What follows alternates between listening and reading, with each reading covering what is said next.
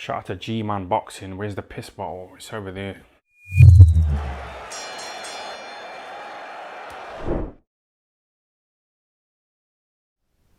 Alright people, review of the week time. This could be a long one. This could be another one of those videos. I said it Wednesday and I'll say it again today. I'm stealing this saying, but this could be a video where you need to go and put on the kettle. We could be talking for a while in this. Now, there's plenty of things I want to talk about. And the reason why this is going up on Sunday is got a video planned for tomorrow morning. And I don't mind uploading in bulk sometimes, but I do find sometimes it's better, for me anyway, it could be different, to just upload one by one. You know, I do more than one video in a day, but I don't upload them all together. I don't really like uploading all my videos together. I like kind of spacing them. So I said, why not? There's probably not any news going to come out, I would imagine, between now and then, because it's 7 o'clock at night now, or in the evening. So I'd imagine there won't be any more breaking news that I could add to this coming between now and tomorrow. So hopefully not, anyway. But we'll get in and we'll talk about the fights that happened over the weekend. Obviously, I think the main one is going to be the one in Japan. But I want to leave that one till the very end for two reasons. One, I've kind of already talked about it in the post-fight for Triple G. I haven't talked about the Nakatani fight, but I'll talk about that as well. And second, I want to bring that into Canelo vs Triple G 3, possibly. So I'll leave that one till the end. We'll start with the Showtime card that happened on last night.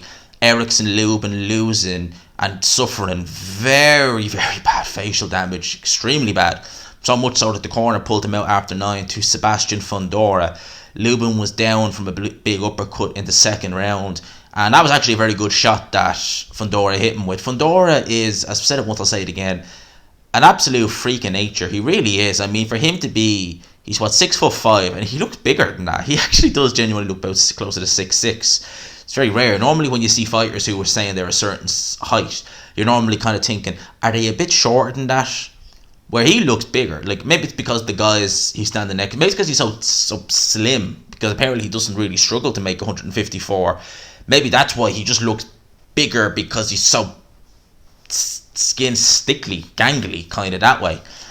You'd think for someone of his dimensions he would use that a lot more, but he doesn't really. He tends to kind of, throw a lot of punches, fight up close. As I said, he got the knockdown with an uppercut. He also found himself down in round 7 with the corner of Erickson Lubin stopping the fight after 9, and it was quite bad facial damage he suffered. In fact, actually, it was quite bad. Now I have to say, Lubin, I wasn't surprised he got dropped. I wasn't surprised he lost. I did think though he would etch this fight. As I said several times during the build up to this fight, I didn't trust his chin. As it happens, he was down, but it wasn't his chin really per se. It was just this damn sheer just brutality, suffered serious facial damage. So Fundora marches on. Obviously they'll probably look to match him. I don't know how high up the rankings he is. I'd imagine he's reasonably high anyway. This was a WB. This was for the interim WBC super welterweight world title. So you would imagine the winner of Castano Charlo, he'd be mandatory for them, but I would imagine possibly Charlo, if he wins, and maybe Castano as well, if he wins, would move up. So therefore, I would imagine that he may end up getting, that may have actually been a world title fight now, because he may end up getting elevated, potentially. On the undercard there was Tony Harrison versus Sergio Garcia. Harrison won the fight. I didn't see it. Now I have to say I didn't see it, but judging by the scorecards, Harrison won it handily. Now I have to say I'm surprised at that, because I thought Harrison looked absolutely shocking in his last fight. This is his first win since 2018. It's been over 3 years since his last win. And again, I really thought he looked shocking in his last fight. And I actually genuinely thought that Sergio Garcia, because Garcia is a good fighter. He's definitely above European level. I think he's proven that.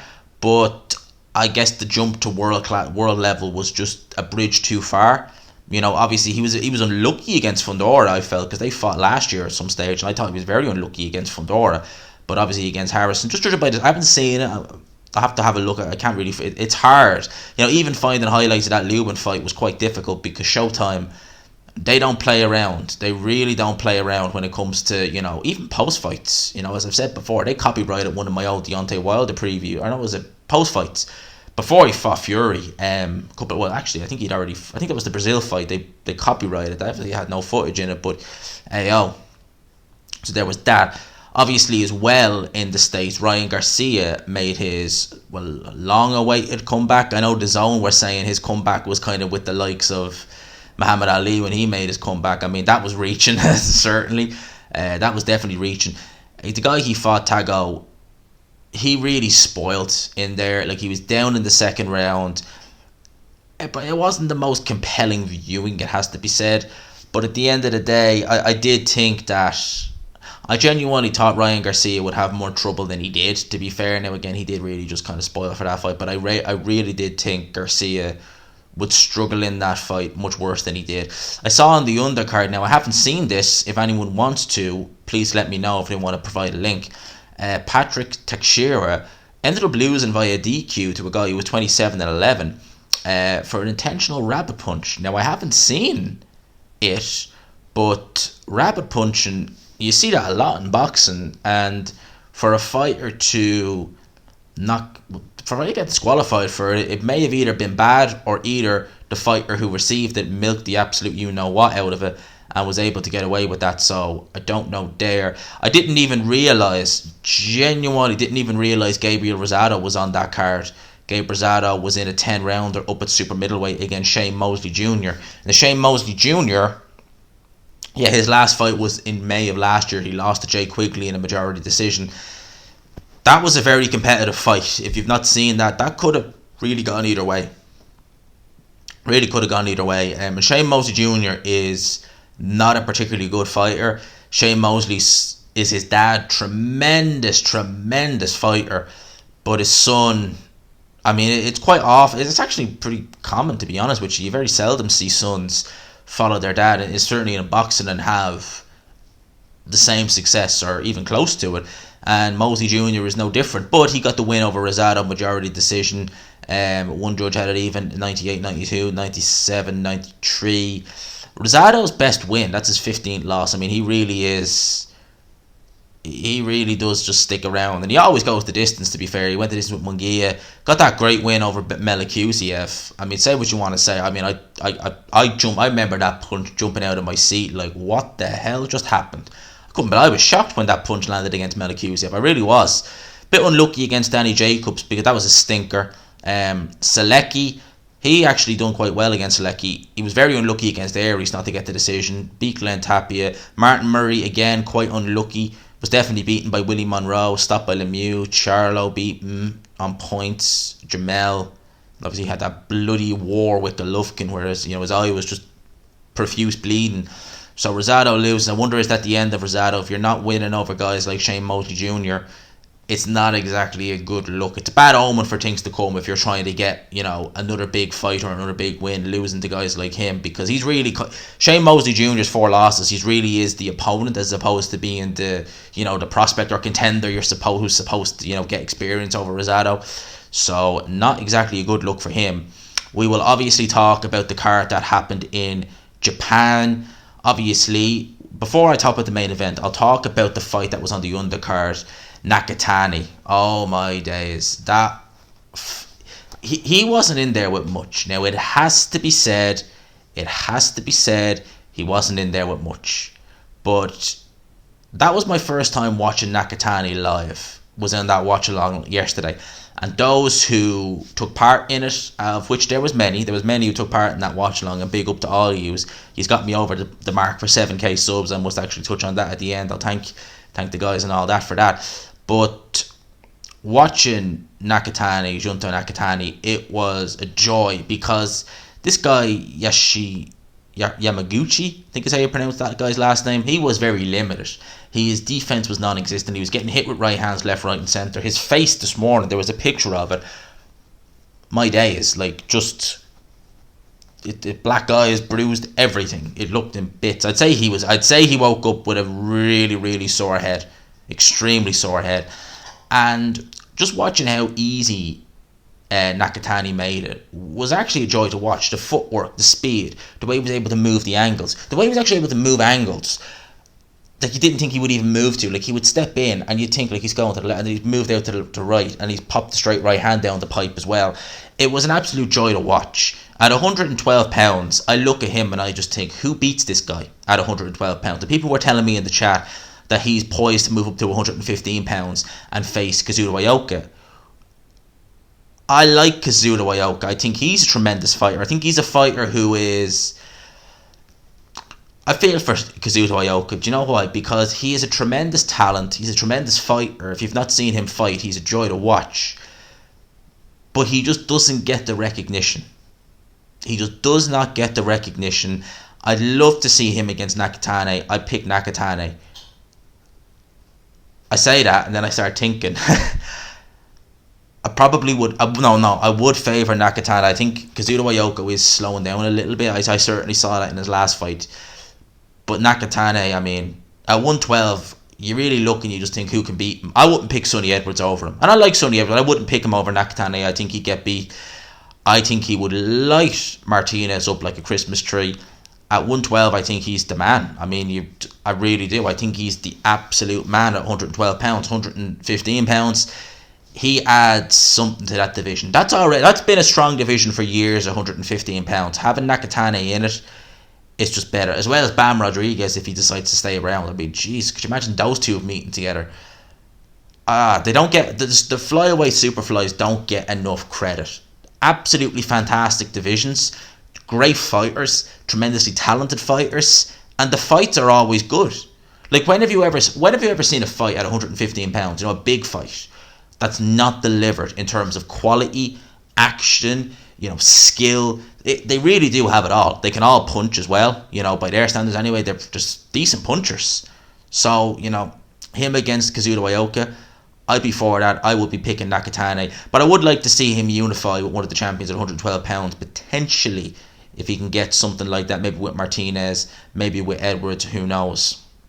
Obviously, at the top of the bill was Gennady, Triple G Golovkin, beating Rayana Murata, 9th round TKO. The scorecards were 77-75 Golovkin.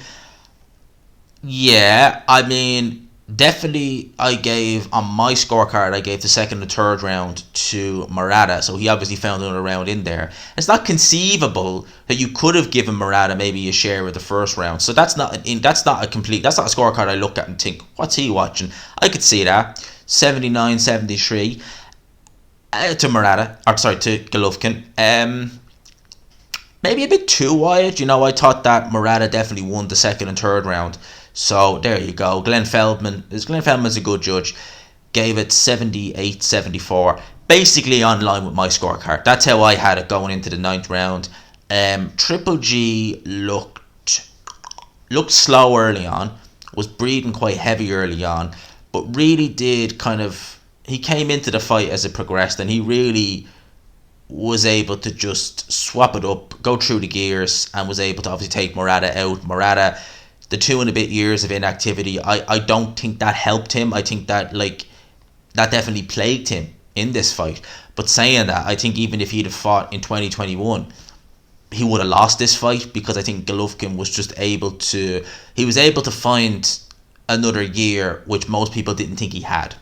And I'm going to be frank, looking at him at the start of the fight, I didn't think he had many more gears to go through. I didn't think he would be able to outwork Murata. After seeing the second and third round, I thought this is going to be a nip and tuck fight the whole way through, and Murata may nick a decision. I really did think that, because I thought Golovkin wasn't looking himself.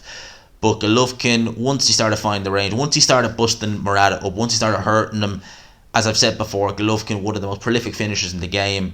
You give him an inch, he'll take a mile, and there you go. He was able to go and get the stoppage. Unified champion at 160 pounds the day after his 40th birthday. It is quite an achievement, it has to be said. You know, most 40-year-olds, I mean, you live the life, you take care of yourself. You know, and Golovkin's someone who's taken, you know, his fair share of punishment in the ring. You know, it has to be said. It's not like he's, you know, a Floyd Mayweather who can go to 40 without ever really getting hit. Golovkin gets hit aplenty, but he was able to just, I mean, he probably forgotten more about boxing than Murata had ever learned. So he moves on. Obviously, Canelo has to get by Dimitri Bivol, which is no mean feat. I don't think Canelo will fully get the credit for beating Dimitri Bivol, if he beat Dimitri Bivol, because as I just said there, it's no mean feat. When I look at that fight stylistically, I really do see that as being a very, very hard fight for Canelo. Possibly the hardest fight. This may be his hardest fight, even harder than Golovkin, seriously, in terms of what Bivol brings to the table.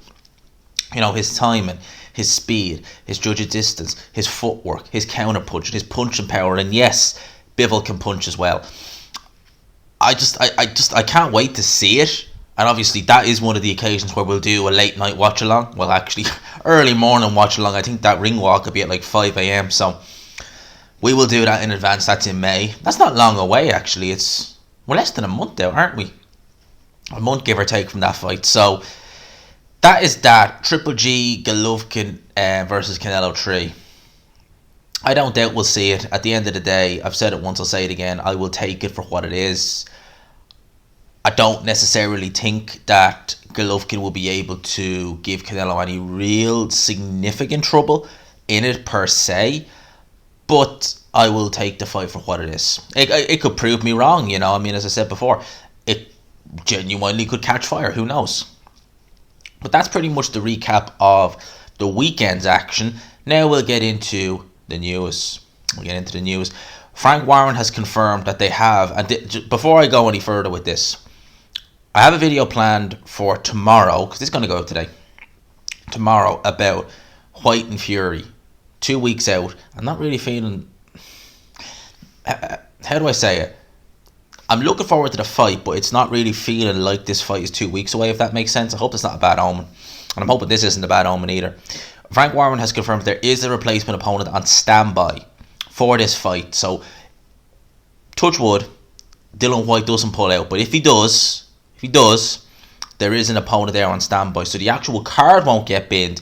It would just be the main event. We'll have a little change. Well, quite a big one. He didn't give any indications to who it is. He just said that they've decided to cover all bases. 2 names spring to mind. Joyce, Hellenius. One of them, I reckon, is the opponent. Spare opponent, anyway. More likely Joyce, I would imagine. You know, he's a fish-eyes fighter. He's not had a fight announced. He did have an injury, but the broken wrist was at the start of the year or towards the end of last year. So I'd imagine that's well and truly healed by now. So we'll have to wait and see. Again, I'll touch on it more in tomorrow morning's video. But I hope to God these aren't bad omens.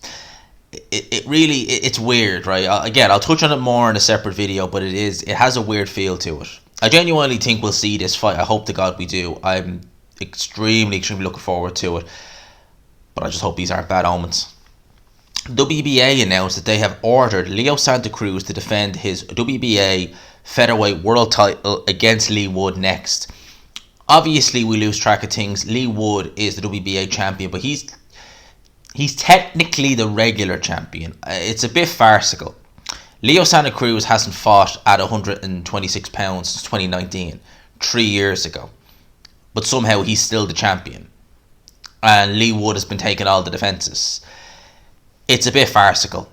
I don't think Leo Santa Cruz is going to go back down to 126 pounds. I'd be surprised if he did, let's put it like that.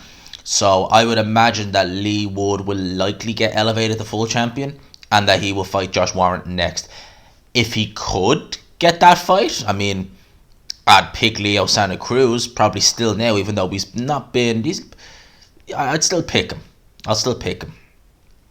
Little exhibition news here. Floyd Mayweather returned to the ring, 8-rounder against Don Moore. No idea who that is. If anyone wants to let me know in the comment section who Don Moore is, feel free. It's going to be in Dubai in the UAE.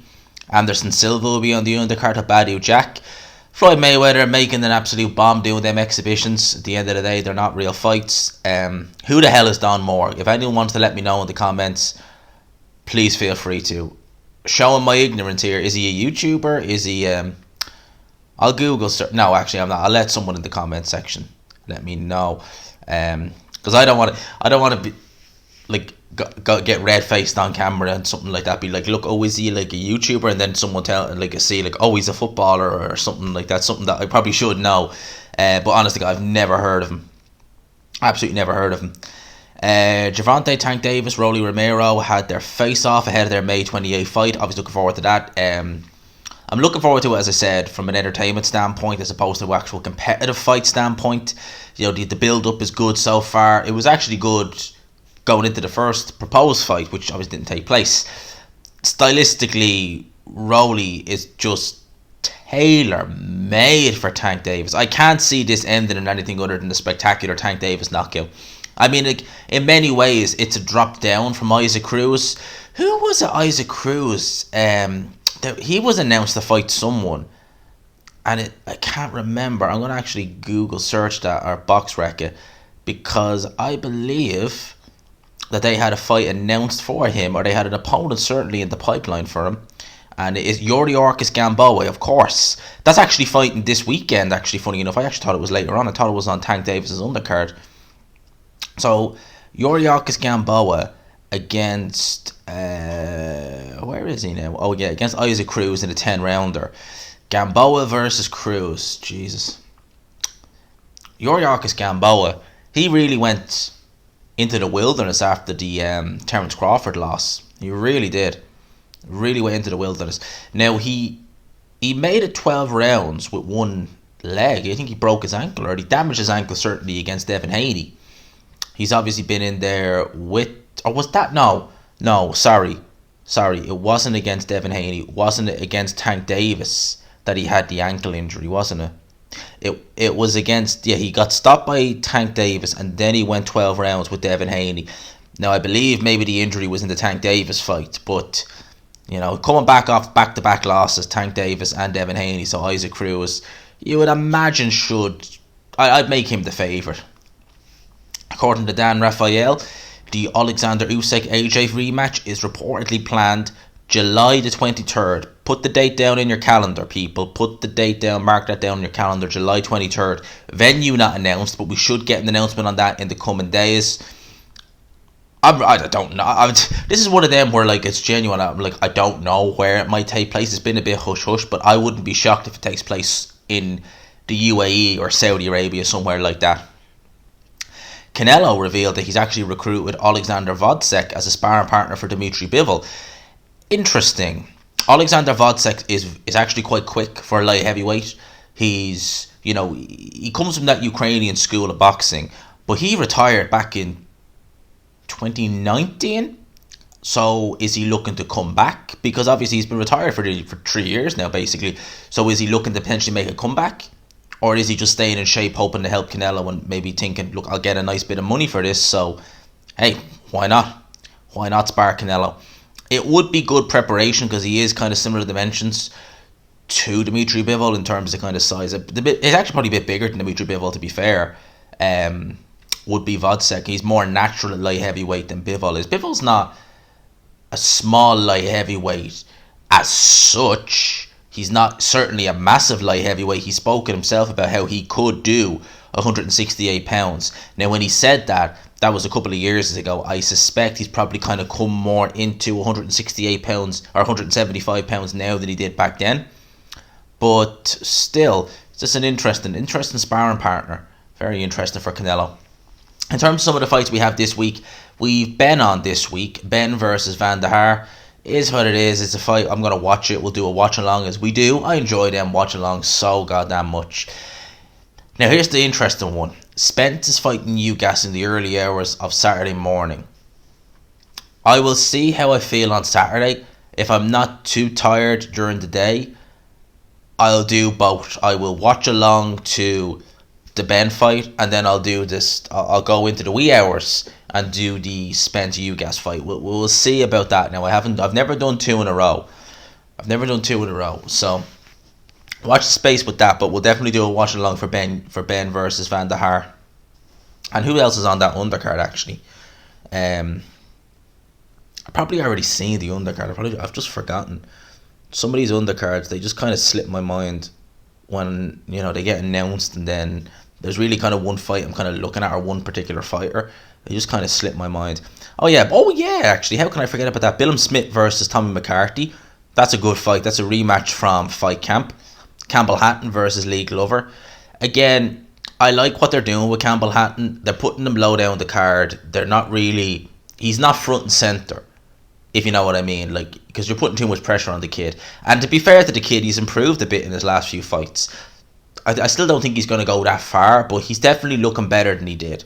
So I'll keep an eye on Campbell Hatton, Cyrus Patterson, Jordan Thompson, Thomas Whittaker Hart.